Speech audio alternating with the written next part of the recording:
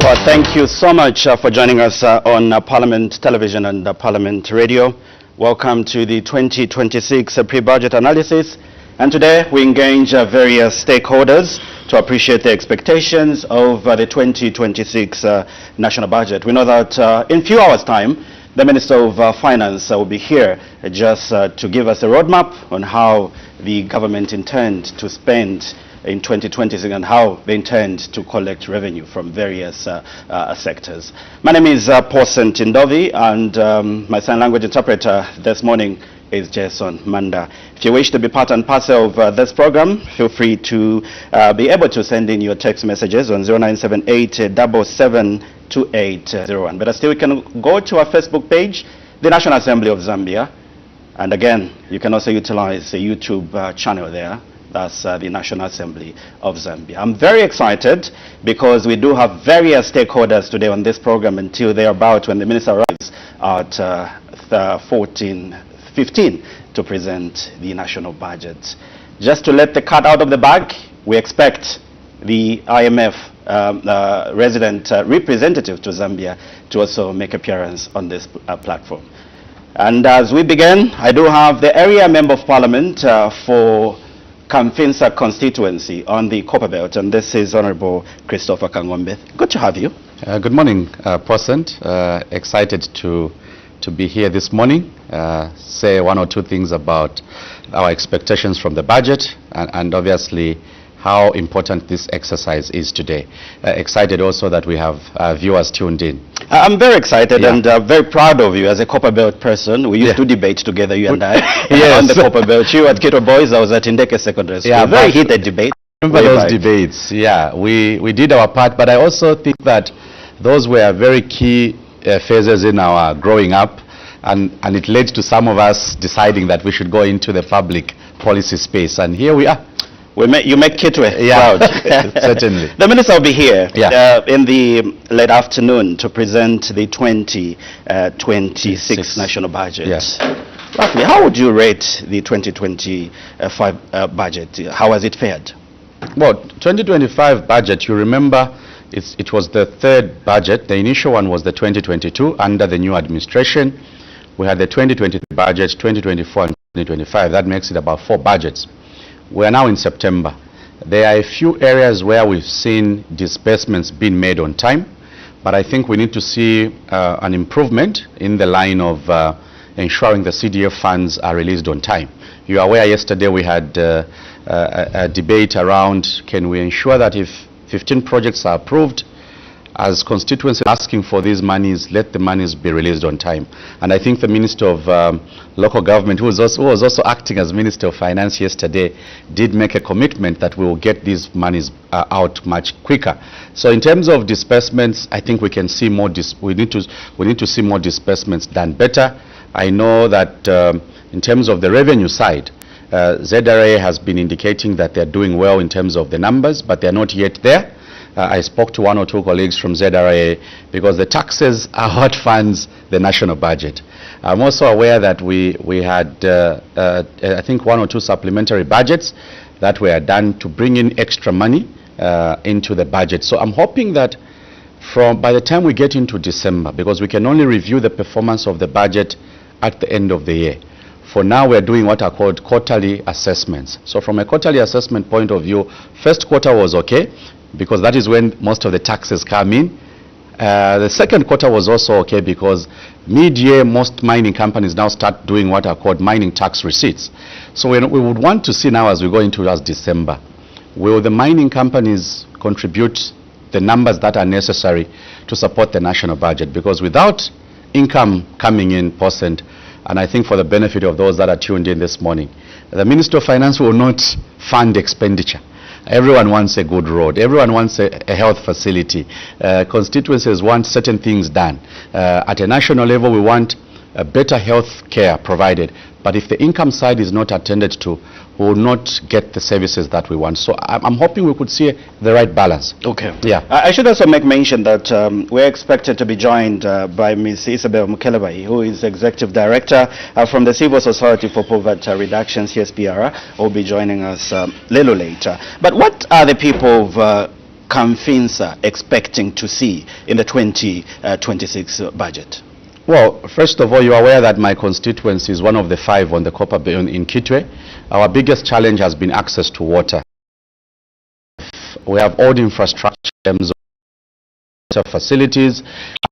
Project, the Nkana Water Phase 2, is that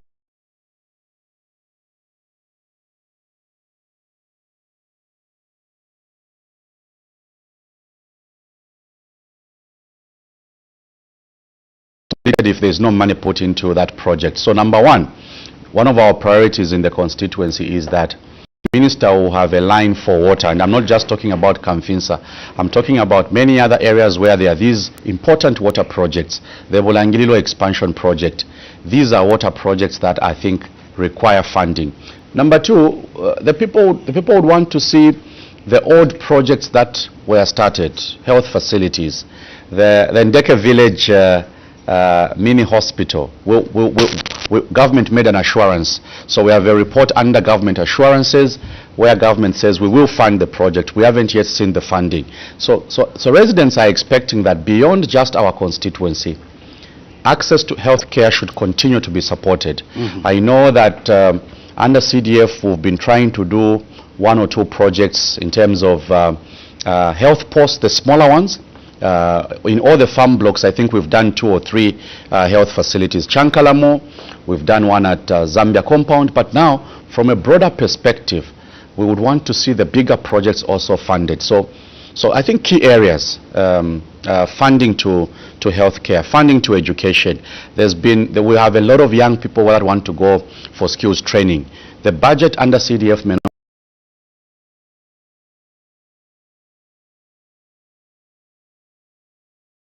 CD.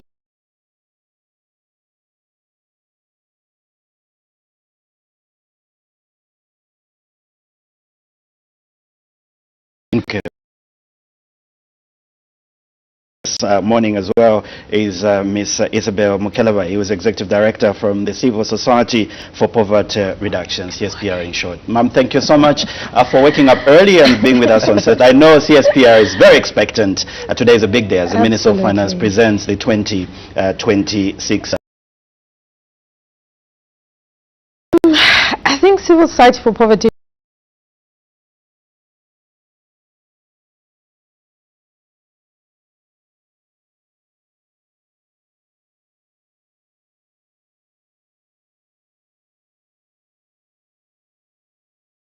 and other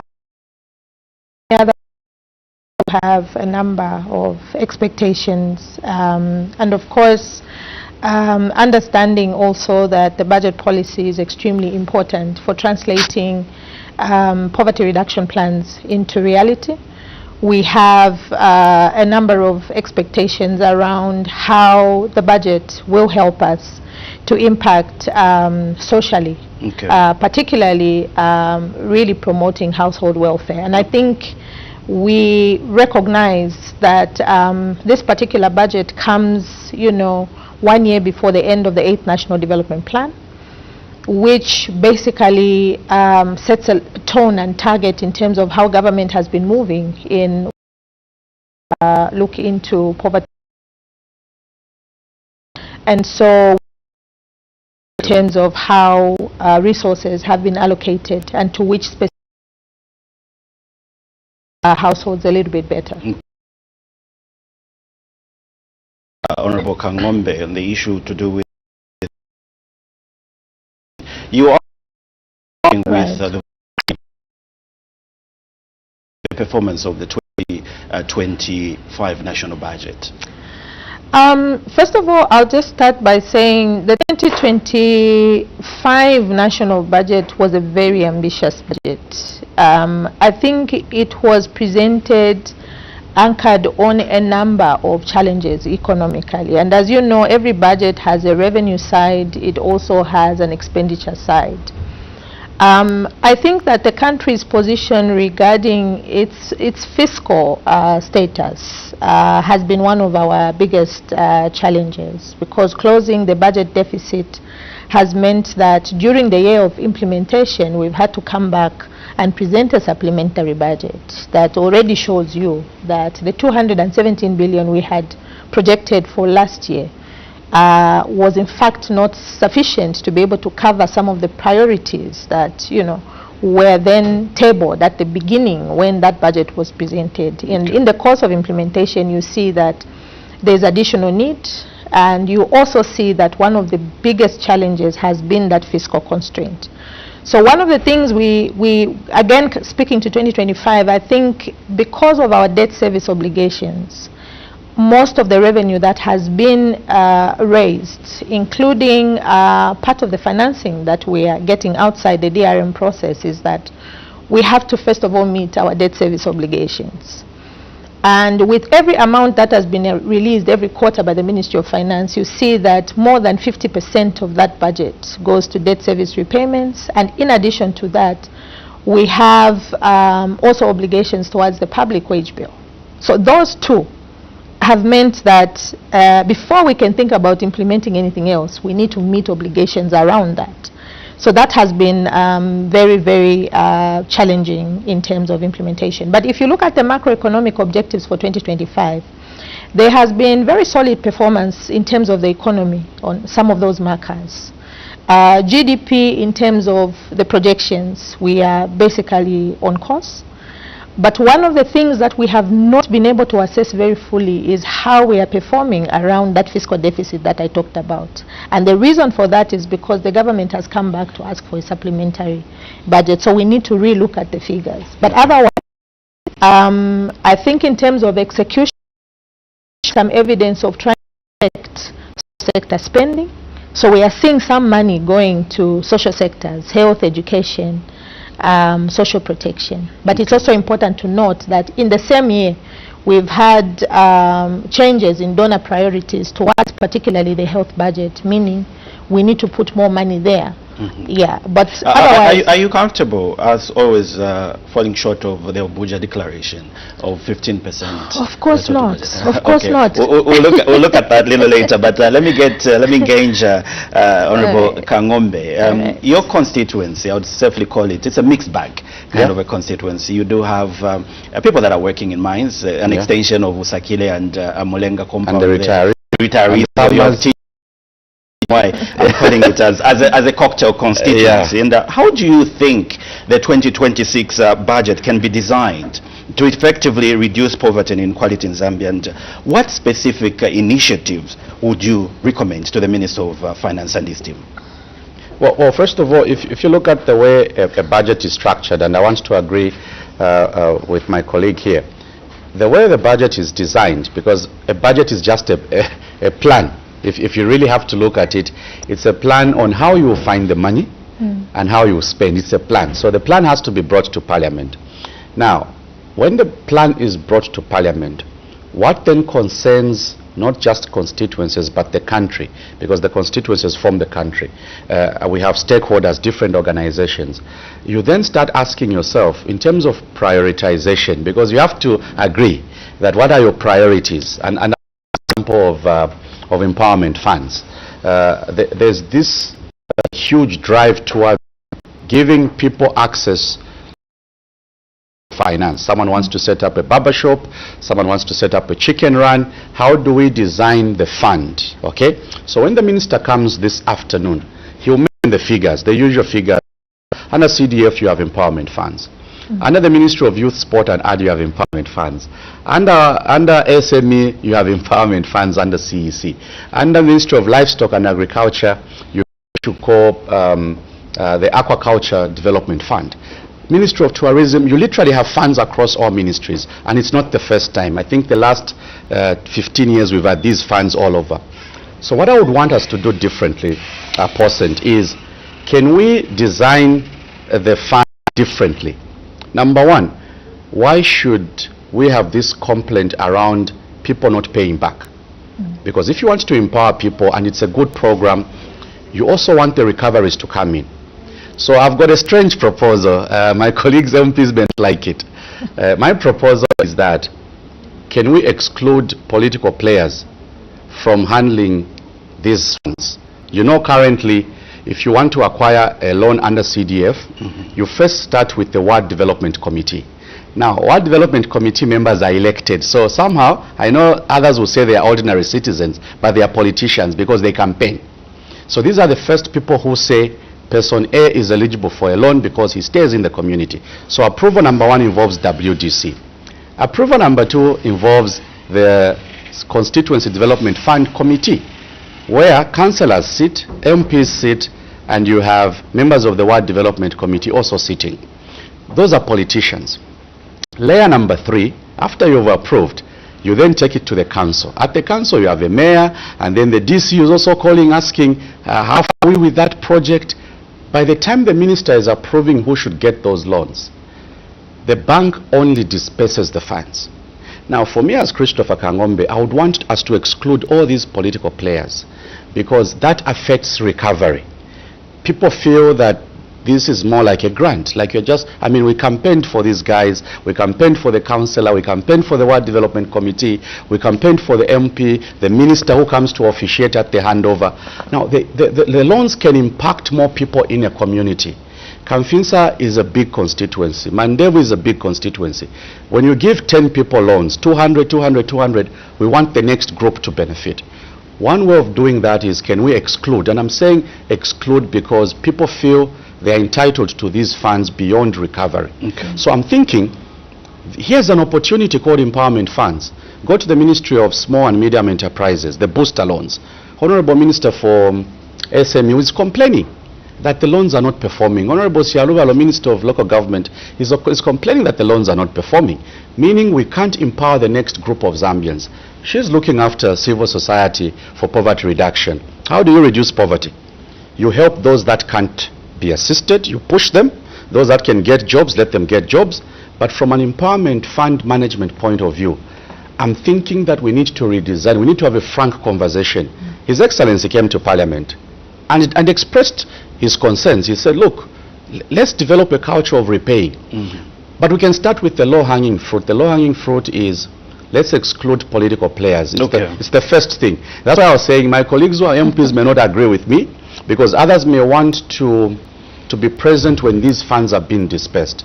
For me, I think that it is affecting recovery. I know we have a broad conversation around this topic, because others will say it's a culture we've adopted beyond just what Christopher is saying. It's just a bad culture. People don't just repay. I agree, but can we do what we can manage? And that is why I'm saying today when the minister announces the allocation to different empowerment funds, I want the minister to say, as measures to ensure recoveries are achieved, can we redesign how empowerment funds are managed?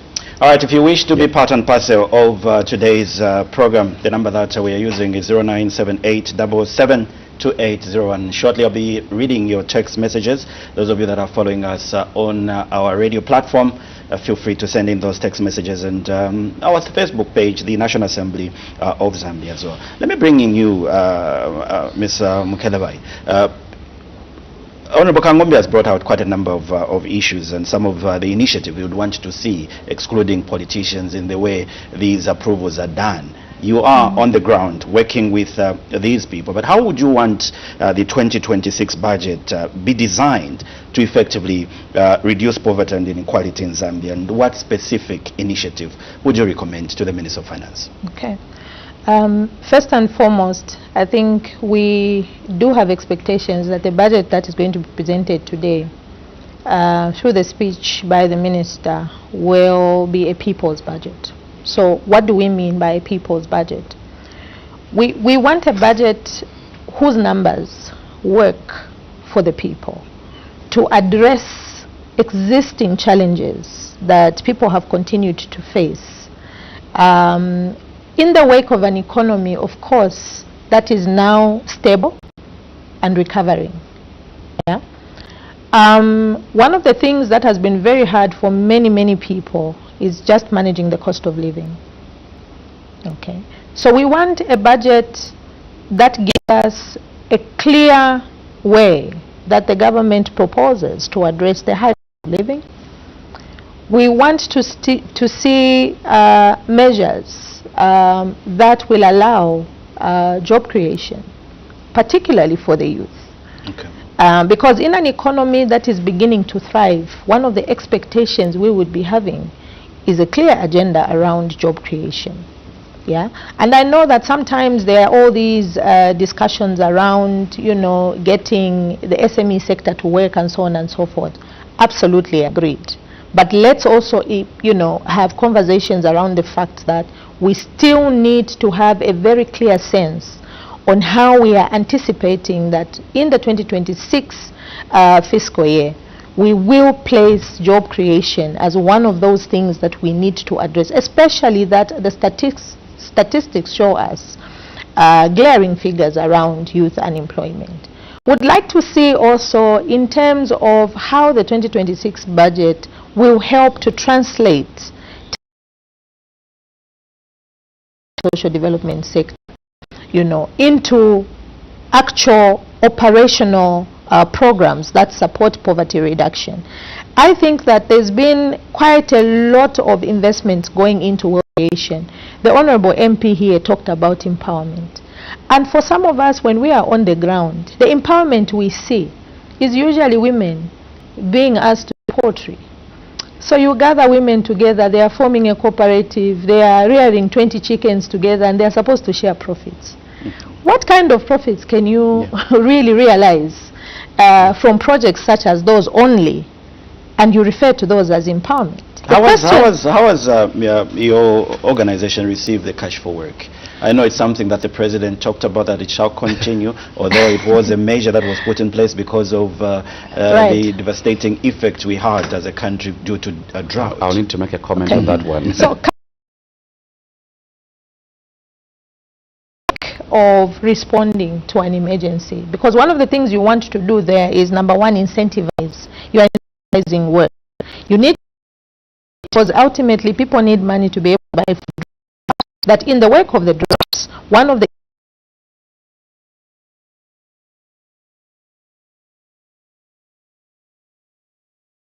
resources allow them to meet such cash transfers, water and sanitation, and so on and so forth, including nutrition programs. Now, coming to cash for work specifically, that program is important when you are having an active emergency, but also moving towards recovery. Now, looking at where we are at now, we've had a number of challenges with implementation of cash for work. The political interference that was referred to earlier is a real issue. Number two, delayed payments. So administratively, sometimes we have very good programs, but the challenge we find is that implementation on the ground, people are never paid on time. Okay, sometimes even the type of work they are given to do is not, you know, in tandem with what would be expected in terms of the needs of the local council, for example, at that particular time. So I think for us, the cash for work program, in all honesty, needed to be withdrawn. We don't think we need the cash for work. We need to be putting money to now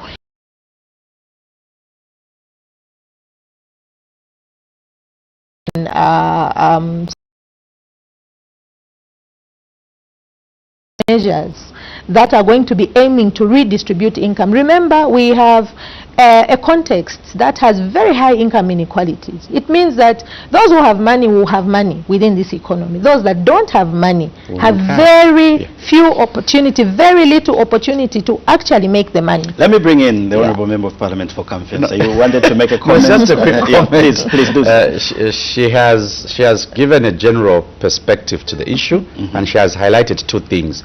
Now, for me, who's a Member of Parliament, who gets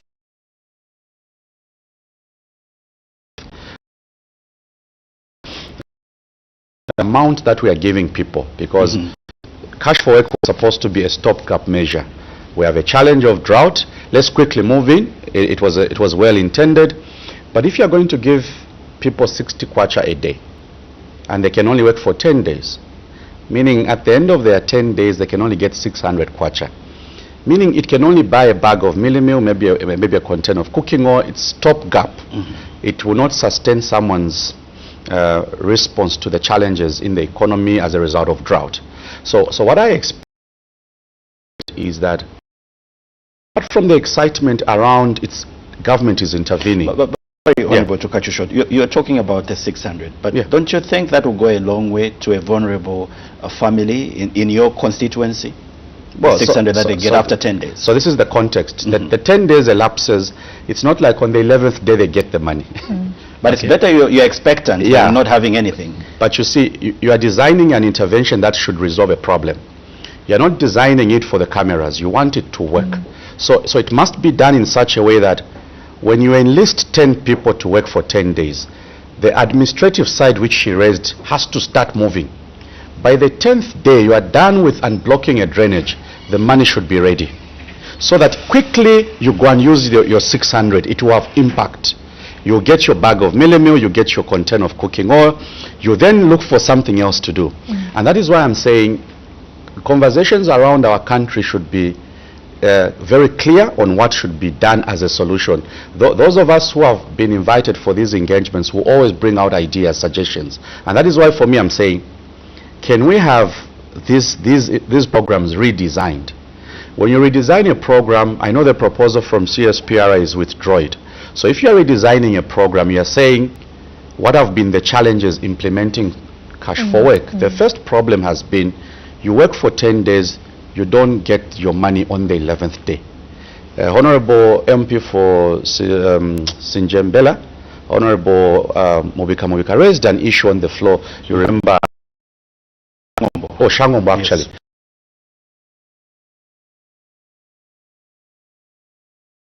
Province.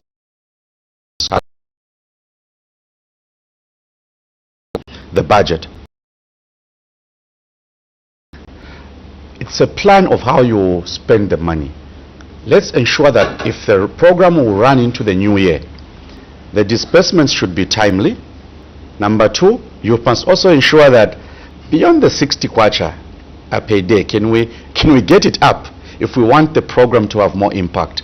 I for one, I was short of just saying, let's run a different program. Okay. Because in its current form, I know the problems it has brought. I know the complaints it has brought. So do we help government by saying continue in its format? We're not helping government. We should tell government, redesign it if you want to achieve the same objective, or look at other more sustainable to get better. I thought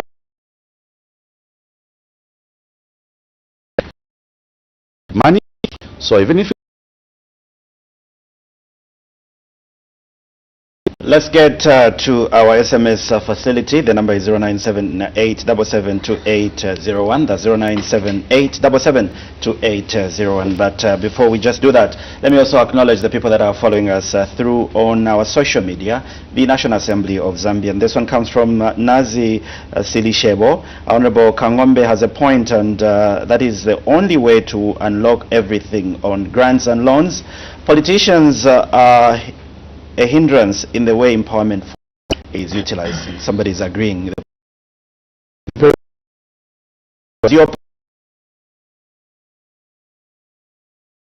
To most government empowerment programs, this has to be changed going forward. Thank you so much, Mazioba. And Alfred Sapato, you're saying, I agree with you on this one, Honorable. Should be the same point that you're talking about. And Simon Mungo, all the way from Monze MCE, you're watching with us. Let us know where you're watching us from, and if you have any question or contribution, go to our Facebook page, the National Assembly of Zambia. And let's see if we do have some messages on our screen, and read some. And Kateule Fraser from Kasama, Northern Province, is saying, in this budget, we expect the Minister of Finance to raise the threshold for payee to 7,500 kwacha. Thank you so much. And the other day we had somebody proposing to 6,500, and that one. Where will the income come from? Would there be would there be an allocation to police recruitment for the elections in the 2026 national budget? Thank you so much.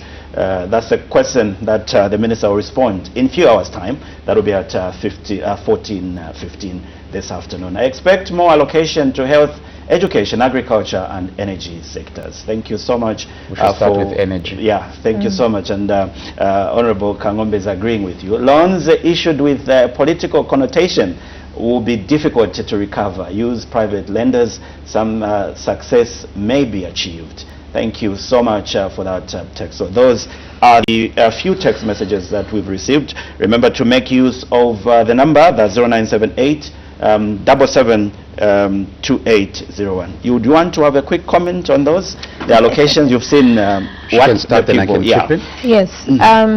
I think on increased allocations to health and education, definitely. For health, we have indicated that with the dwindling global support towards the health sector in general, it's important that we direct more resources, and like we indicated, the threshold provided according to the Abuja Declaration is about 15% of the budget going to health. But we also have to be very realistic about the fact that the economy is what underpins those allocations. Okay, so our expectation is that we could move into the 15% margin. Okay. But if for any reason we are not able to hear the minister concretely say we are allocating 15% to health, it must not be anything less than what we are already having. And our expectation is that don't go below what we already have, number one, but recognize the unique challenge we have in health. Now, to health, it's also important to note that health service delivery is important to poverty reduction. It's not just about the recruitment of health workers. Okay. Because even with the recruitment of health workers, you'd be asking yourself, what category of health service workers are you actually recruiting? The question really is around equity. We need to have a way of redistributing our human capital for public services in such a way that we recognize where need is. Health service delivery in Shangombo versus health service delivery in Lusaka district already shows you inequalities. You would have a number of health workers who are qualified sitting in a particular area, and in other areas where you only have an environmental health technician, for example, manning a health post. Okay, so in terms of distribution of resources, the discussion on numbers is not enough. We need to understand how that distribution is working. That's number one. Secondly, it's about understanding where you need to apply upgrades for health services. It's also about addressing serious administrative challenges that we have seen in the supply of medicines. The Zamsa saga has shown us a lot that in again an economy where you are constrained with money, the little money you have, you are again also misusing. You are misusing in the way that you are administering your supply chain. You are not quickly stepping in to address some of those issues. And yes, we know that in the public domain, people will say, but the government has taken measures. We are saying we need to prevent and curb these leakages. It's not enough to come back and recognize you've lost a lot of money and come back and say we are taking action now. Your action should be preventative so that we are able to save those resources. So medicines into the hospitals, addressing core diseases, malaria, TB, HIV, in line with now the withdrawal of support is also very, very cardinal. And so it's important that we look at the allocation to health to be beyond recruitments, because usually when we hear recruitments, we're almost saying that is it. It's not it. There's infrastructure development there. There are all these things that I have spoken about. There are outreach services that we need to make sure are being given in the remotest parts of this country. I want to end my submission by just saying, if you went to places like Luapula, Kasoma Lunga Island in particular, you will almost believe you are not in Zambia. For you to get maternal health services to a place like Kasoma Lunga, you are relying on boats. You are relying on services that are coming from the mainland to the islands. And you quickly have to have operational capacity to support a woman in distress. It's the same thing for education. If you went to that island to see how services are being provided, you'd be very shocked actually to see that some of the infrastructure there for a government run service are very, very poor. School feeding programs in some cases have not been consistent. So we are saying improve on the quality of services by putting the money beyond the numbers just to recruitment. We want to hear more. Honorable Kangombe. a quick reaction to a few text messages? There were four sectors. One of the senders of the messages put out there: health, agriculture. I'll quickly talk about the energy sector. You are aware that there's been a challenge around how do we get power to our people. Okay, we understand what may have caused the challenge. Now, in terms of investment, you are aware, Posent, that we have... But we do understand the government has been on record saying because of the drought that the country experienced. Yeah, and this is why I want to talk about what we need to do. Okay. If you look at the Luapula River, compared to downstream, we've not had a reduction in the water levels as significant as we've had in the other parts of Zambia. The Ministry of Energy has done an assessment of 5 sites, Posent. So we have 5 sites that present opportunities for power generation on the Luapula River. 2 sites are on the Congolese side, 3 sites are on the Zambian side. So what I want to see in the budget, because the minister brings the national budget, he also brings what is called the annual borrowing plan. So we don't want in the annual borrowing plan programs or activities that do not include aspects of resolving the energy crisis. Because if the minister comes to the parliament and says, we want your support to borrow so much money from whether Africa Development Bank or the World Bank or any other development bank, I want energy to be one of the priorities. Because if we get those 5 sites, if we get even just 3%, Luapula River presents an opportunity for 1,200 megawatts of power if all the 5 sites are done. Now, you can't develop a power generation plant if you don't do the feasibility study, if you don't get the right partner to support the project. And that is why I'm saying energy will be key. Okay? I want to hear today when the minister comes to parliament to say, apart from these other social sectors, there's this sector that can anchor growth. There's this sector that is so key that every other sector depends on it. The hospitals need electricity. So if we do power generation, we'll be able to fix the problem to do with access to power. But that is why I want to see a line. Why are you still advocating for hydropower? It's something that is being discouraged. Not too long ago, the president was in Chisamba launching the 100 megawatts, the solar plant in Chisamba. So why am I talking about? The minister has talked about, even the president, that they intend to put in the 7 provinces these solar plants across the country. But you're still talking about Luapula. There's a reason. Please, the viewers and the listeners want to... I'll be very quick. You may recall, Posent, that I was privileged to have been sponsored by government to go and study engineering at the Copperbelt University. One of the things that you then understand in the engineering space is that there's a limit as to how much solar can go into our national grid, because our national grid currently has a design capacity. So there's a limit. We can't tell everyone do solar. It will not go into the grid. So our current national grid by design can only take in 1,000 megawatts of solar. So already if you start counting how many solar projects have been approved, the grid, by the time all these come online, the system is already saturated. Now, why am I saying the grid has a limitation? You need to have what is called baseload power. So baseload power is 100 megawatts in the morning, 100 megawatts at 14 hours, 100 megawatts in the evening. Solar is variable power. In the morning, you are lucky you get even 20 megawatts out of 100. By 12 hours, you are lucky you get maybe 40 megawatts. So as we push the private sector to buy into this important aspect of solar, because it's alternative power, let us also remind them that there are technical limitations. So the first technical limitation is that you don't design solar into a grid which hasn't got baseload power. So the Mamba Core project, which the president talked about, that's baseload. We want more of those.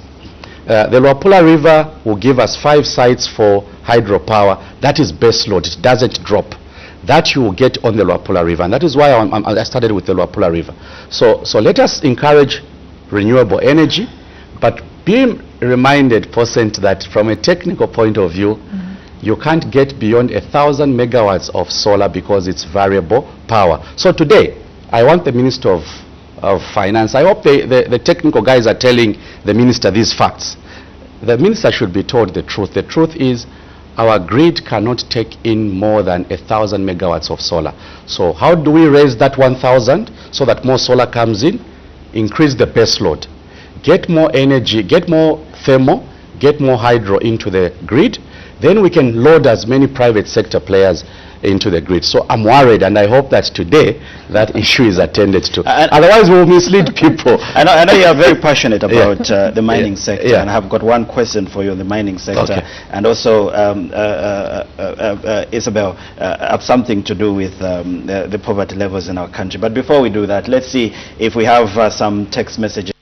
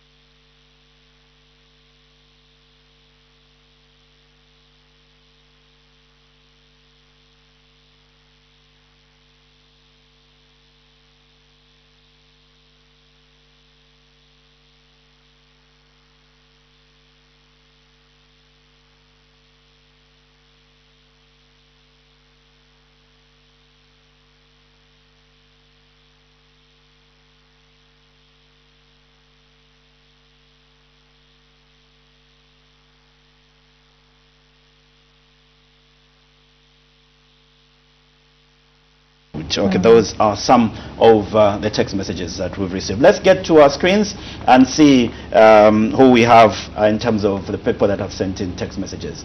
CEEC is a good idea. Allow it to operate independently. Independently. Yeah, independently. That's Mazala all the way from Lusaka. Thank you so much, Mazala, for your text message.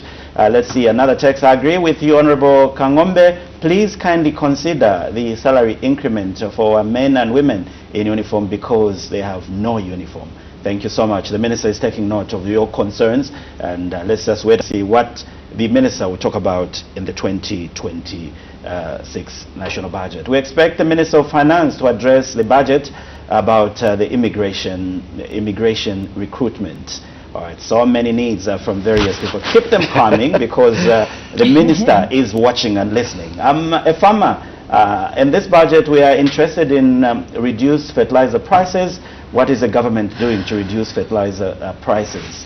Thank you so much. And the other text message coming from Marvin, I expect that in this year's budget, that the Minister of Finance and the government will lower pay to at least 25%, as 37% is way too high.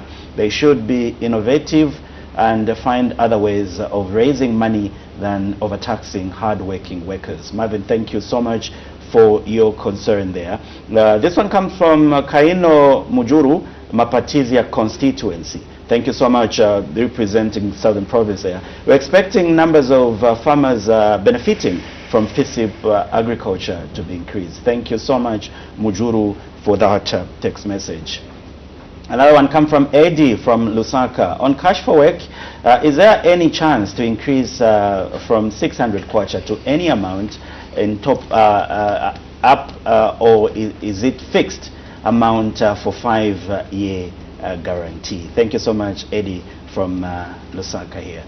Let's see if we do have another one. The other one reads, good morning, panel. Please, the Finance Minister should dismantle the outstanding terminal benefits by district councils owed to retirees as far back as 2010.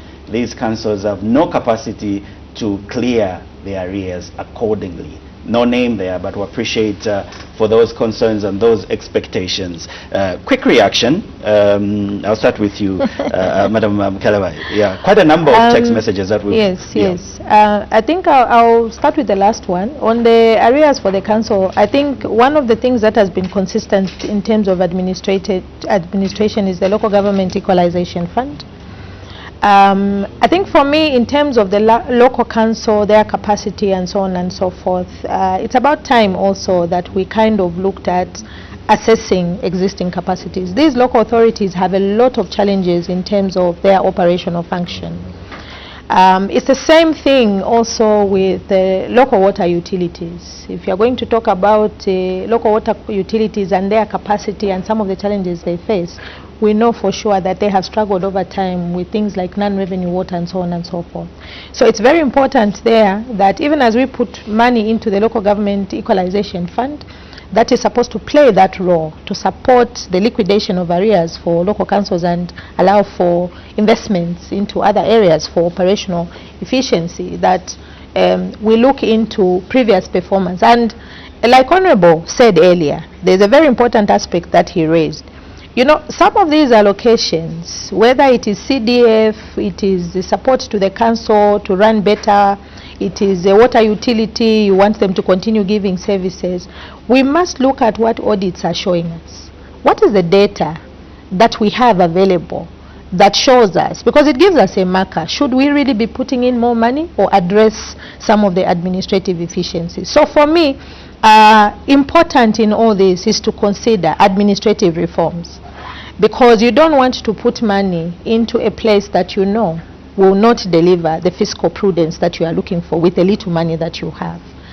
On cash for work, it's a very topical matter, like Honorable indicated. There are many views to it. Yes, some may agree that we still need the program because of where we are coming from in terms of doubt. And that is why I think earlier on, the submission around the consideration, what do we really need to be doing? We know for sure that when you look at the National Social Protection Policy, it does advance opportunities to redesign programs using a cash plus approach. And I think that's what we should be looking at. We should be looking at the opportunity that the new 2025 policy has brought now on our tables to look at, within the 2026 context, what are we going to pick there in order to implement fully. There's no doubt about the fact that the cash plus approach is needed. The question is how. Okay. All right. Quick reaction. I know Honorable Kangwembe has a very tight schedule today. You have another engagement at 9 hours, and please quickly. Yeah. So 80% of our maize is coming from small-scale farmers. Okay. So we've had challenges in the FISIP space. The support that government has been giving to our farmers. At some point, remember in 2022, government even considered doing away with FISIP and concentrating on CASIP. Now, in our debates in Parliament, we said, well, FISIP still gives us 80% of our maize, meaning there's potential for FISIP to give us even more than that. So currently, most farmers are only able to produce, 2 tons of maize per hectare. So that is low yield if you compare with other jurisdictions. But that is what gives us 80%, meaning from an output point of view, 80% is okay, but we can still do more. So today I want, when the minister comes to Parliament, we must do 2 things. We must agree that there is a way in which we can make the program more efficient, reduce the abuse, because we still have few bad elements, and I'm not saying every beneficiary is a bad element. There are a few bad elements that affect the effectiveness of the program. We still have officers of government that connive with beneficiaries, and I think they manipulate the system. We want to get FISIP right so that from the money that we are spending, the outputs are effective. Okay. Number 2, I also want to see the minister today discuss, I don't know if you cover it in his policy statement, why should we only focus on local consumption of maize when it presents an export market opportunity? And I think the president said it.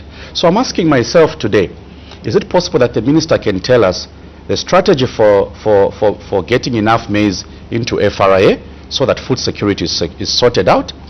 Can he also talk about the strategy for export?